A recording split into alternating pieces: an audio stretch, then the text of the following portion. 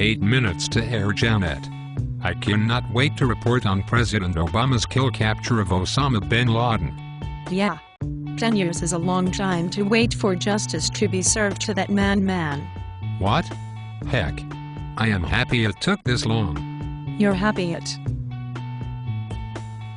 What did you just say? I said I am happy it took this long. Janet. Is something wrong with you? No. What I mean is I am glad that we didn't get him under President Bush's watch. You're nuts. Wake up, Janet. If Osama bin Laden had been captured before 2009, the world's most evil tyrant would have had his greatest victory. What are you talking about? If Osama bin Laden had been captured before 2009, how would that have given him a greatest victory? Janet. The world's most evil tyrant is President Bush, not Osama bin Laden. Hold on here. You're telling me that you are glad that Osama bin Laden, the man responsible for over 3,000 deaths in America, tens of thousands more throughout the globe, the man who directed the destruction of shrines, churches, temples and buildings that he declared unfit to exist, who spread fear and blood with maniac glee.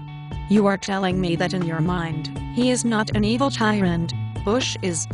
Yeah, I am. Wow. How do I even begin to try to discuss anything with you in a rational way? Your brain is so completely marinated in liberal relativistic thought, reality can't touch you. Oh man. Are you one of those dangerous right-wing extremists? One of those people who think they can divide the world into black and white, and have an archaic view of right and wrong? John, I am going to talk slowly and I need you to listen closely to what I am about to say. Okay. I do believe in right and wrong. I also believe in absolutes, meaning that right and wrong are rooted in moral absolutes, not drifting along a turbulent sea of differing situations. Do you understand what I am saying? I also believe that my understanding of right and wrong, as well as moral absolutes, isn't archaic. No. Not at all. I believe it is universal and is part of the reality of our world. Are you following me, John? What I am following and what I do understand is that people like you are among the most dangerous in the world. Why? Come on, Janet. Because you try to force your narrow ideology down everyone's throats. Because you want everything just so. Because... John, slow down. Because you hate everyone that doesn't think like you. Because you want to kill or jail anyone that fails to follow your narrow and dangerous letter of the law. Because... Whoa, slow down, John. You're way off base here. No, I am not. I am way on base. Your ideology is divisive and is the reason our world is so messed up now. How is that, John? I'll give you a few real-world examples, you sickening bigot.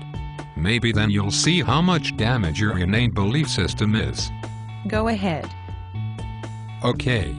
If the imperialistic United States stopped trying to create the world in its own image, Osama bin Laden wouldn't have attacked us.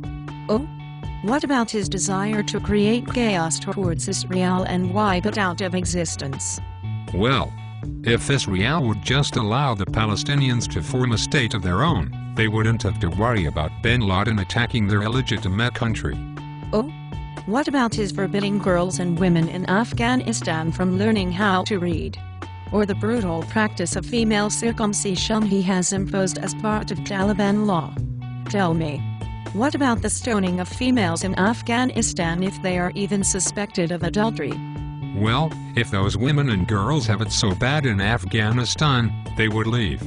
But they don't leave, do they? No, they don't. Oh? What about his brand of Islam being so narrow, violent and abusive that his own country, Saudi Arabia, declared him an outlaw and were going to imprison him before he fled the country? Well, if Saudi Arabia would have more liberal laws pertaining to how one practices their faith, Osama bin Laden would have been free to express his understanding of Islam without fear of death or imprisonment. Oh? What about his methods of funding his understanding of what a true Muslim is and how Islam should be practiced? Like drug running, drug smuggling, drug wars, stealing from governments, stealing from organizations, stealing from people, lying about his intentions, lying about his methods, lying about his goals. Well, if the world would be accepting, more open to what I'm trying to say is, Yes. why couldn't everyone try to understand others and accept their differences? If that happened, love would fill the earth and mankind would be much happier. Is this guy serious? John, are you really this dull in thought? What do you mean by that? John, you just accused me of being narrow-minded and dangerous to the world because of my belief that there are absolutes that we must accept which are embedded in the reality of our world. Yeah, so I'll accuse you again, you pathetic flat-earther. Okay, I get it. You can't stand me because of my views. But can't you see what you just did? What? Here we go, folks. Wish me luck. You have been bashing me for the last 6 minutes because you perceive my beliefs as too narrow. You dislike me and others who think like me.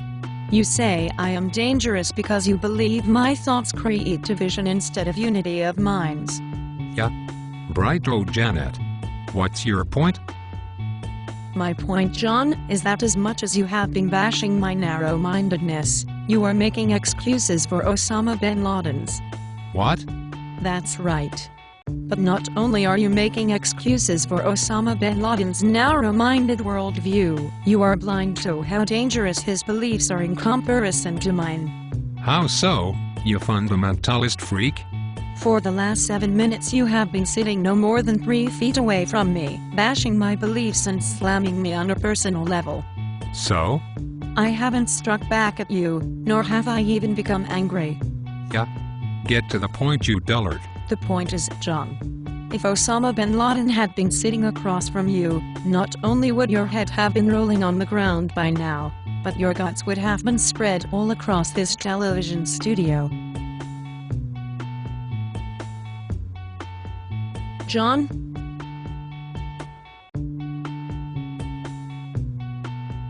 What just happened? You just fought with your brain for the first time in a very long time, John. Congratulations. That is going to hurt.